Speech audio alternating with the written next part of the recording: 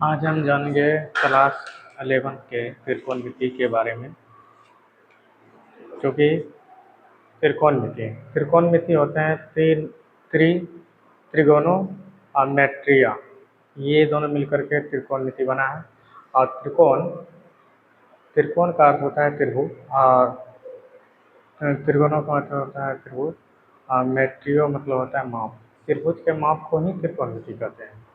तो त्रिकोणमिति में हम जानेंगे कोणों के बारे में और भुजाओं के बारे में जानेंगे। अब कोण और भुजा दोनों एक दूसरे के बीजगणित को स्थापित नहीं करते हैं।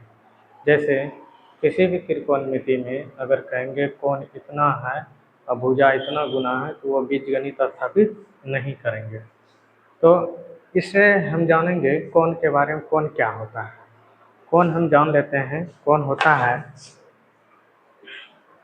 किसी समतल में किसी परिक्रमी रेखा के उसके प्रारंभिक स्थिति और अंतिम स्थिति के घूर्णन को कोण कहते हैं।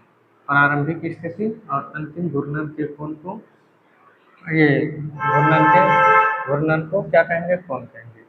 कोण दो तरह के होते हैं, एक होते हैं धनात्मक कोण और एक होते हैं ऋणात्मक कोण। कोण कब ऋणात्मक होंगे? जब हम कोण को वामावर्त मतलब एंटी क्लॉकवाइज अगर घुमाएंगे, घड़ी के विपरीत दिशा में घुमाएंगे, तो ये हो जाएंगे प्लस होंगे।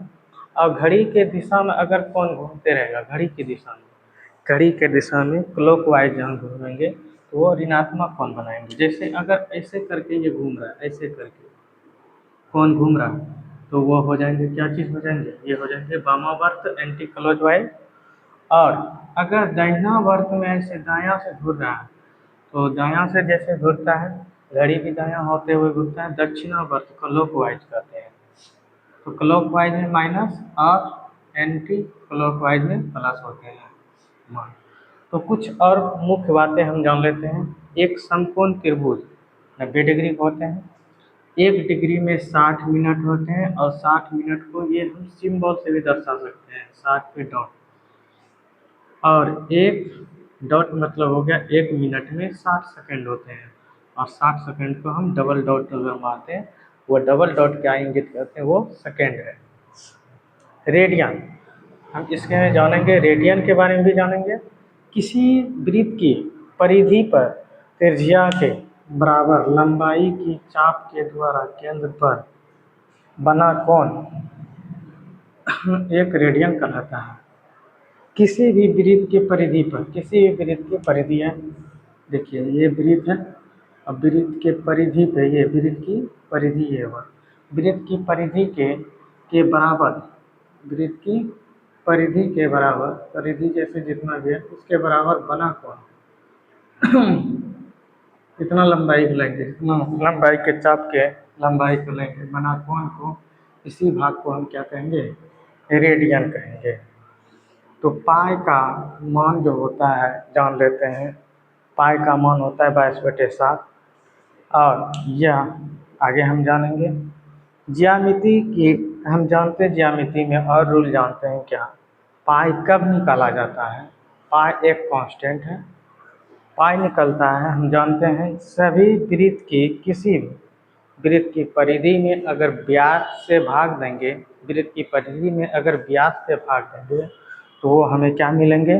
पाई मिलेंगे। जैसे देखिए, वृत्त की परिधि होता है 2πr और व्यास होता है 2r। दोनों में अगर भाग लग जाएगा तो क्या बचेगा? पाई बचेगा।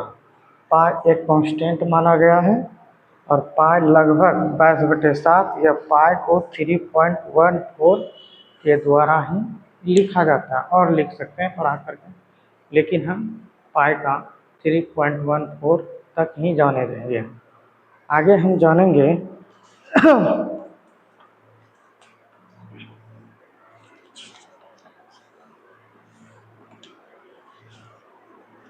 अब हमको जानना है एक रेडियन में, रेडियन एक अचर कोण है, इसके बारे में हमको जानना है।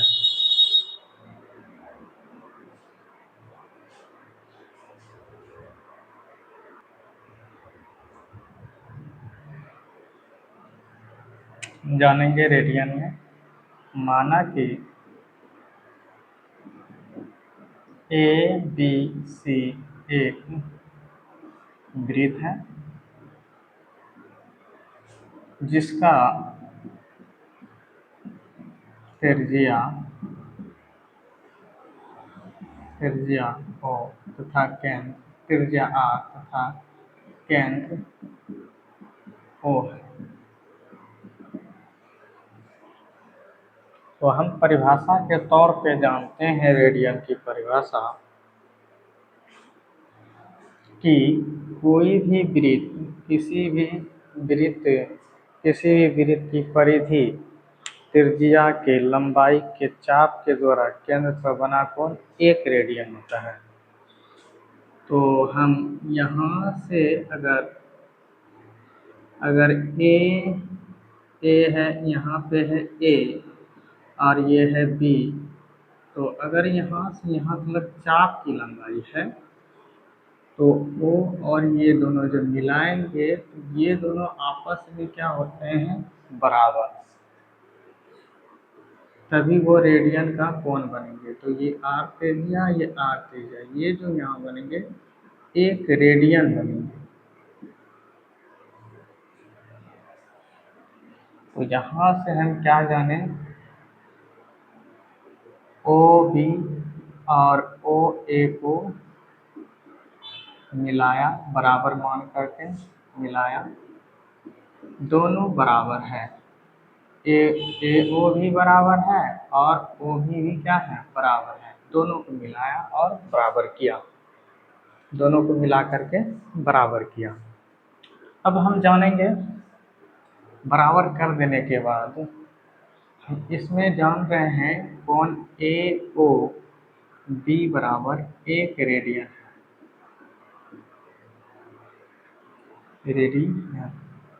है। तो हम जानते हैं कि वृत्त का नियम है, हम जानते हैं कि सभी वृत्त की परिधि जितने भी हैं हम ये जानते हैं वृत्त के केंद्र पर बने कोण, वृत्त के केंद्र पर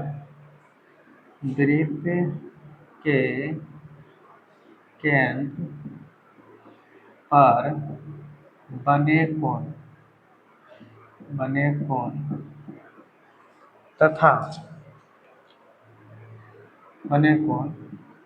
उसके संगत बने कोण संगत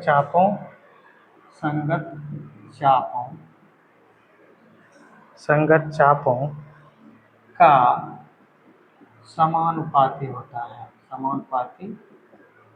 होता है।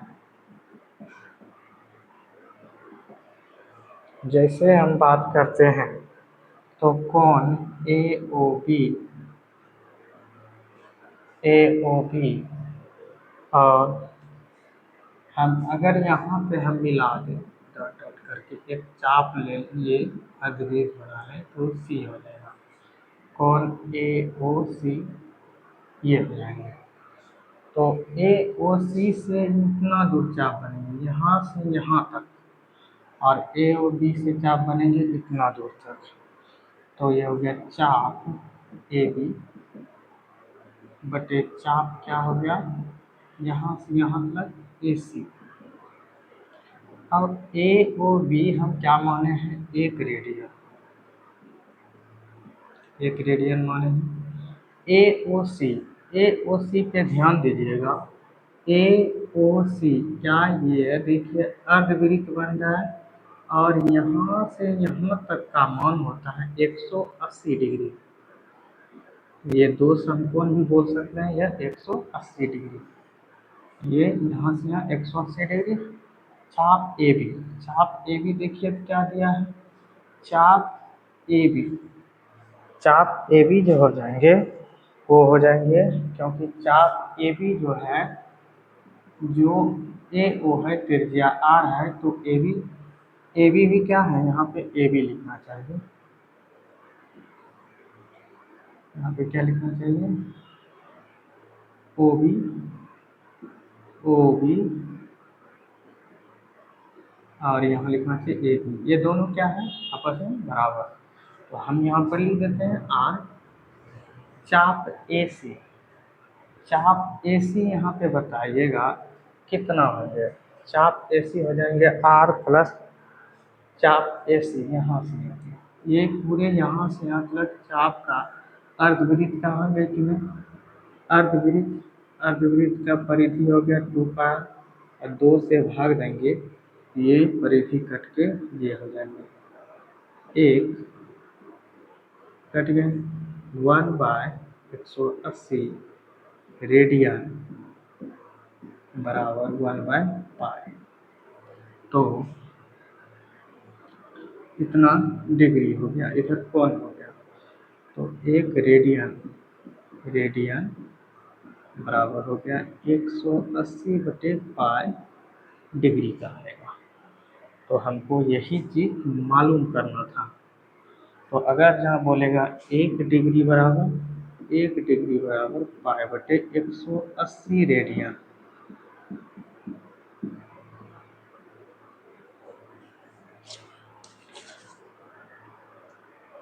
तो हम इसको मिटाएंगे और अच्छी तरह से, आशा करता हूँ कि आप लोग समझ गए होंगे।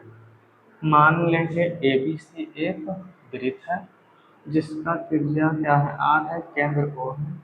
ए बी ओ बी को मिलाया, जो कि रेडियन की परिभाषा से कहते हैं, रेडियन की परिभाषा बोलते हैं त्रिज्या जो होते हैं चाप की लंबाई के बराबर होते हैं।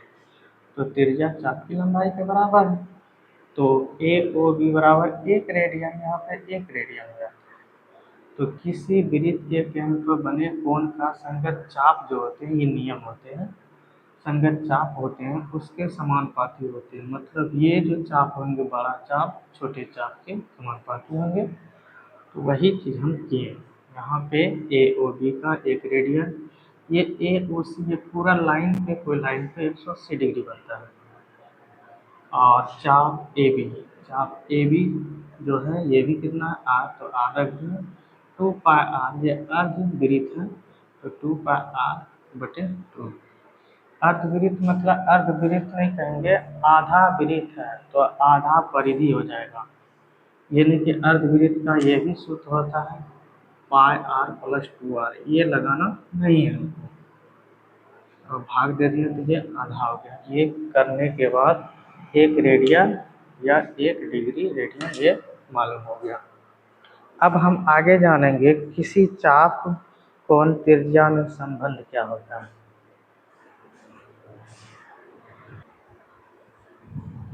अब हम जानेंगे किसी वृत्त की चाप और कोण त्रिज्या के बीच में क्या संबंध होते हैं। थीटा बराबर L/r। तो हम मान लेंगे, माना कि O वृत्त का केंद्र है तथा केंद्र तथा R त्रिज्या है। तो हम एक वृत्त बना लेते हैं, यहाँ पे R त्रिज्या का है, ये A है और ये B है, ये इतना दूर तक चाप की लंबाई L है, ये यहाँ से यहाँ तक थीटा है, 1 रेडियन है, यहाँ पे 1 रेडियन होगा, रेडियन है। और हम क्या करेंगे, एक यहाँ पे अपने मन से एक खींच लेंगे AC OC, और ये पूरा है थीटा, ये पूरा है थीटा, ये थीटा है। तो हम जानते हैं कि ये पहले ही नियम जो दिया है, ए बी जो होगा बराबर ओ ए के बराबर, ओ ए के बराबर होगा, होगा कि नहीं, ओ ए के बराबर, ये या ओ बी के बराबर भी होगा, ओ बी के बराबर ये त्रिज्या होते हैं, दोनों बराबर होते हैं, ये तो जानते हैं। पर इसमें जो हमको मालूम करना है, ये चीज़ नहीं मालूम करना है, आर जो क्या है, आर है यहाँ पे। तो आगे समझते हैं हम। तो ए बी यहाँ पे क्या हो जाएगा, आर हो जाएगा, और ये पूरे तब यहाँ से यहाँ तक हो जाएगा चाप की लंबाई, एल कहलाएगा। ये हो गया आर। तो हम जानते हैं नियम, क्या जानते हैं, त्रिभुज का नियम जानते हैं कि वृत्त के केंद्र पर बने कोण संगत चापों के अनुपात के बराबर होते हैं, चापों के अनुपात के बराबर होते हैं। तो हम ले लेते हैं कोण ए ओ सी बटे कोण ए ओ बी। तो ए ओ सी जो चाप बना है ये किससे बना है, ए सी से। तो चाप हो गया ए सी, और ए ओ जो भी बना है तो वो चाप किससे बना है, चाप ए बी से। तो ए ओ सी ये क्या है, पूरा थीटा है, और ए ओ बी ये तो रेडियन के अनुसार हम बता दिए हैं। ए ओ बी क्या है, ए ओ बी ये 1 रेडियन है, रेडियन 1 है।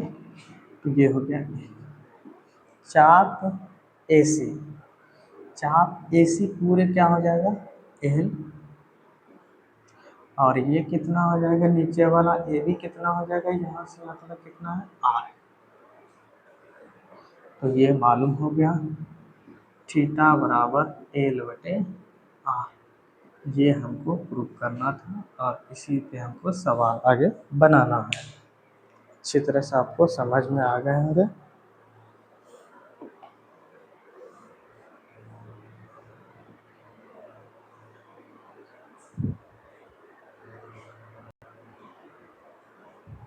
अब हम सवाल जानेंगे, कुछ एनसीईआरटी का दिया हुआ सवाल जो कि हम जानेंगे। कहते हैं के डिग्री के माप के संगत रेडियन में बदलें। तो अगर कोई डिग्री में दिया हुआ है, 520 डिग्री में है, तो उसको बदलना हमको रेडियन में, रेडियन में बदलें। तो एक रेडियन बराबर क्या होता है, एक रेडियन बराबर हम पढ़े थे, क्या पढ़े थे, एक रेडियन बराबर 180 बटे पाई, इन पढ़े थे 180 बटे पाई। एक रेडियन बराबर 180 बटे पाई, ये पढ़े थे। और इतना होता है, इतना डिग्री, और एक डिग्री बराबर पाई बटे उल्टा हो जाता है, पाई बटे 180 रेडियन। तो हमको क्या चीज़ में बदलना है, रेडियन में बदलना है। तो रेडियन में बदलना है तो कितना से करना होगा हमको, गुना। तो 520 गुना पाई बटे 180, ये कट गया, ये कट गया, ये कट जाएगा, 2 9 18, 2 से कट जाएगा, ये कट जाएगा, 2 2 4, 2 6 12, 26 बटे 9। पाई को बदल दीजिए 22 बटे 7, 22 बटे 7, या नहीं तो रेडियन में ही बोल रहे हैं तो रेडियन में ही रहने दीजिए। ये हो जाएगा 26 पाई, 26 बटे 9 पाई, यही हो गया आंसर।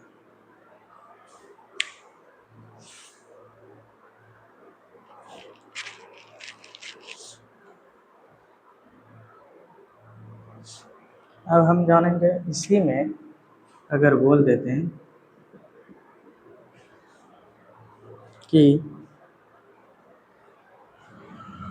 47 डिग्री 30 मिनट है। तो इसको बोलता कि रेडियन में बदलें, तो माइनस को अभी छोड़ देना है 47, और ये डिग्री में बदलने के लिए 30 में 60 से भाग देंगे तो ये डिग्री में आ जाएगा। तो ये हो जाएगा 1/2, 47 दूनी 47 दूनी हो जाएगा 47 दूनी 94, 94 एक 95, 95/2 डिग्री। अब इसको बदलना है हमको रेडियन में, रेडियन में बदलना है तो हम जानते हैं 1 डिग्री बराबर π/180 रेडियन। तो इसलिए 95/2 डिग्री बराबर कितना रेडियन, 180 गुना 95/2, ये कर देना है, आंसर आ जाएगा। ये कटा देंगे 19 बार में, ये कट जाएंगे, 5 या 15, 5 6 30, ये हो जाएंगे -19/36 दूनी 72, ये हो गया रेडियन। आशा करता हूँ कि आप लोग समझ गए होंगे, और ये वीडियो आपको अच्छे लगे तो चैनल को सब्सक्राइब करें और शेयर करें। इसी तरह अगला पार्ट देखने के लिए